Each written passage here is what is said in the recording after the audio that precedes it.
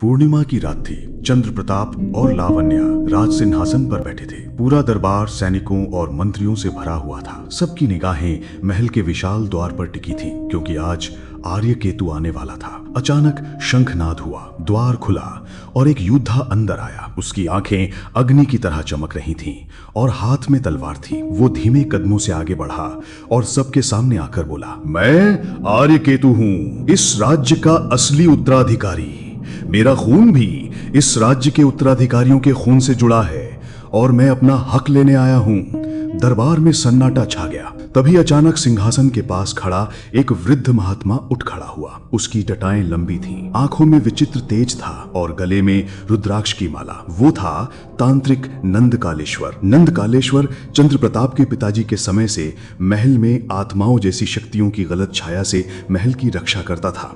नंदकालेश्वर ने अपनी गहरी आवाज में कहा, राजन, आर्यकेतु सच कह रहा है।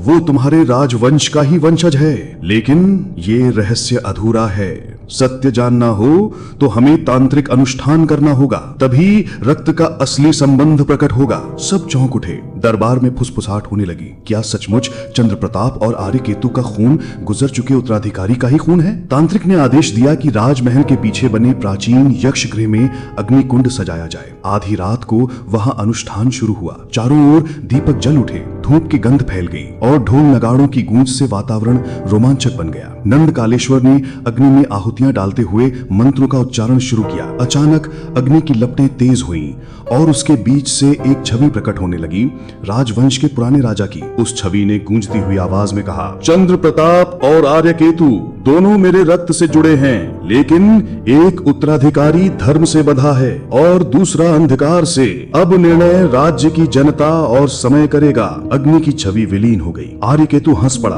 और बोला, देख लिया चंद्र प्रताप, ये राज्य मेरा भी उतना ही है जितना तुम्हारा, लेकिन मैं इसे शांति से नहीं, ताकत से हासिल करूंगा।